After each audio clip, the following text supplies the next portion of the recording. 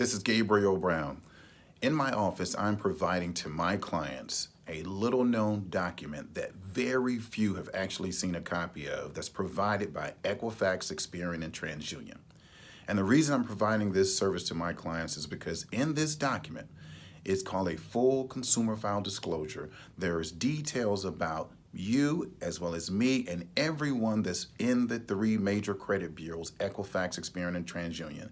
And this information is so granular and so detailed about you that it could not show up on your credit reports.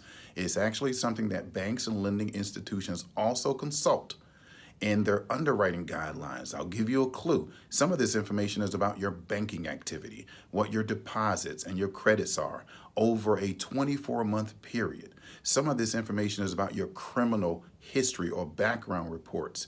All right, I'll go into more details, but I'm giving a free legal demand letter that's 4 pages that I paid an attorney over $1,500 to write.